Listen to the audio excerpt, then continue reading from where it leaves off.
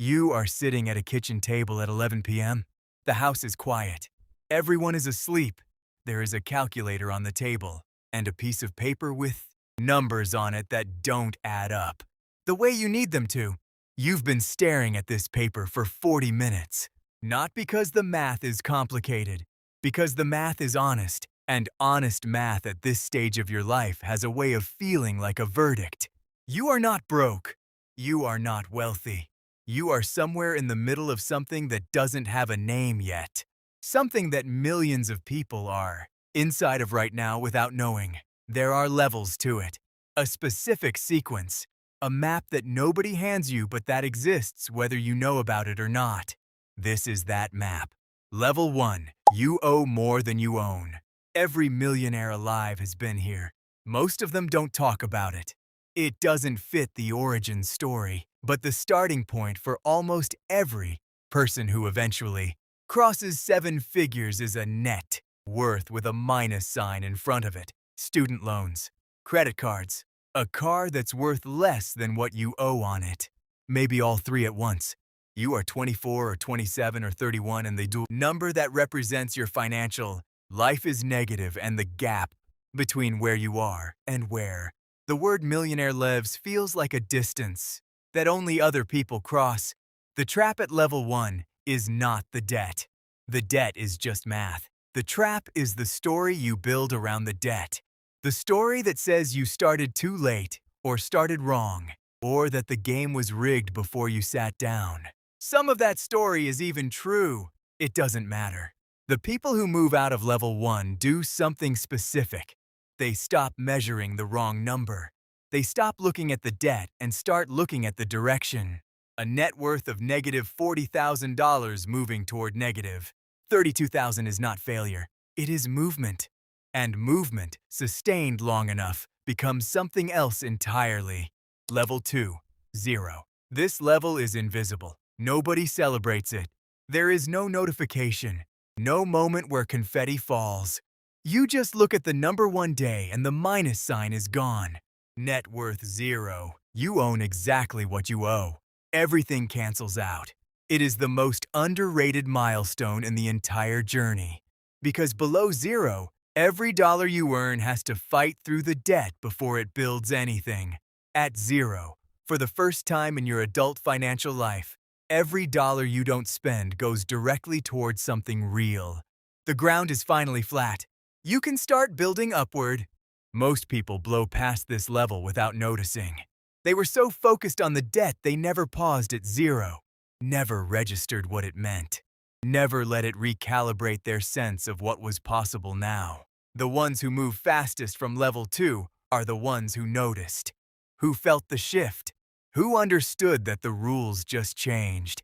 Level 3, the first $100,000. This is the hardest stretch, not because the amount is staggering, because it takes long enough that your faith fails before your math does. You have been doing the right things, contributing to your account, keeping your spending below your income, not buying the car everyone else bought. And the number moves so slowly that some months it feels like it isn't moving at all. Some months it actually isn't. The market gives back what it gave. You watch the number fall and rise and fall again, and somewhere around month 18, you start wondering if the people who said this was possible were just lucky or lying. They weren't. The first $100,000 is just slow. Mechanically, mathematically, unavoidably slow. Because the compounding engine hasn't hit its stride yet. You are feeding it. It is not yet feeding you back in any way you can feel. Charlie Munger said the first $100,000 is the hardest, that you should claw your way there, by any means necessary, and then let the math take over. He was right. What he didn't say is that the hardest part of getting there isn't the discipline. It's the silence. The complete absence of external validation. Nobody claps for your index fund balance. Nobody throws a dinner when you hit $60,000. You do this alone, in the dark, sustained entirely by a belief in a future you cannot yet see. The people who cross level 3 are not smarter than the people who don't. They are simply more comfortable with the silence. Level 4. $100,000 to $500,000. Something changes here. It is not dramatic. You almost miss it. But 1 month, the growth from your portfolio is larger than your contribution. The machine started helping. For the first time, your money is doing measurable work on your behalf. Not theoretically. Actually, you can see it in the numbers. This is the level where two types of people permanently separate. The first type feels the breathing room and exhales. The apartment gets nicer. The car gets newer. The restaurants get better. Each upgrade is individually justified. Together they rebuild exactly the financial pressure the portfolio growth was supposed to release. The level extends indefinitely. The number grows, but the feeling doesn't change.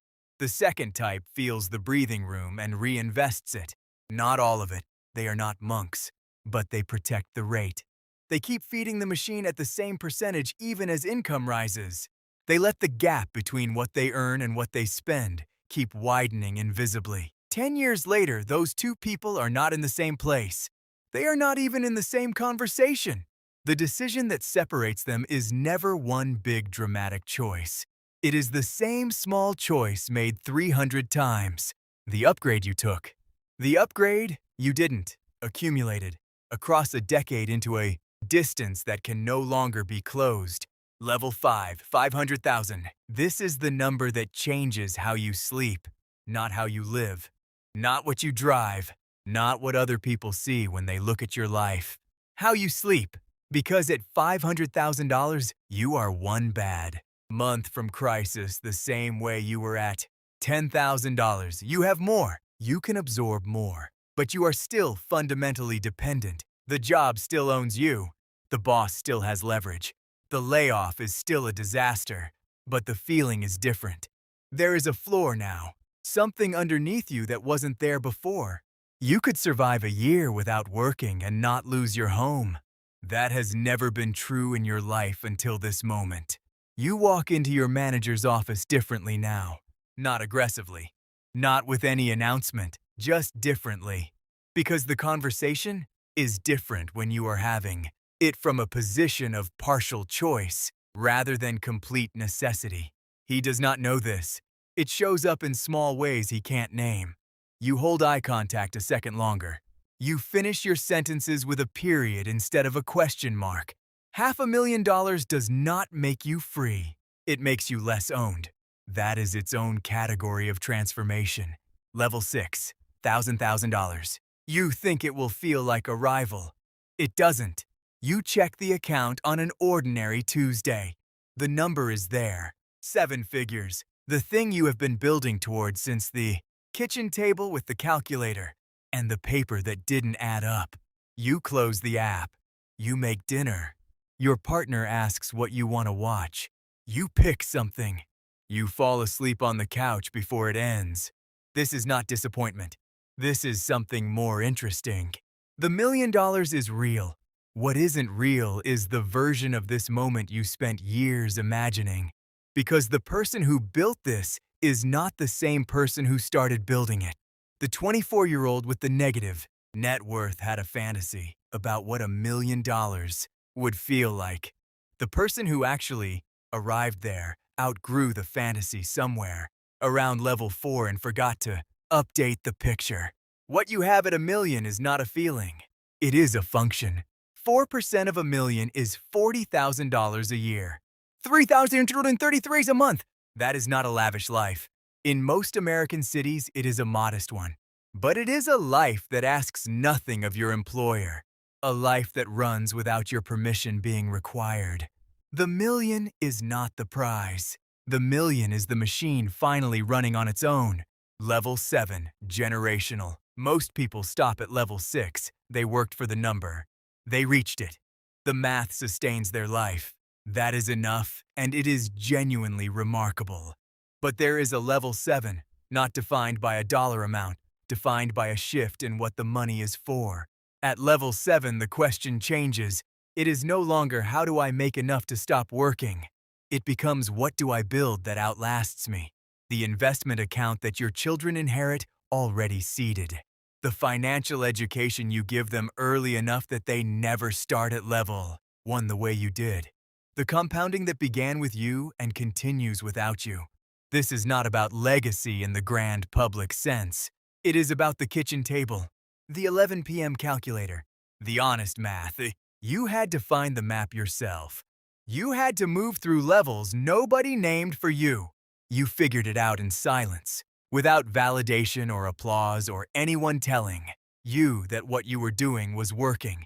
Level 7 is deciding that the person who comes after you gets to start somewhere different. They get to start with the map, somewhere tonight. Someone is sitting at a kitchen table at 11 p.m., calculator, paper, numbers that don't add up the way they need to. They think they are looking at a problem. They are looking at level 1. They just don't know yet that level 1 is exactly where every single person on this map started, including the ones who made it all the way to the end.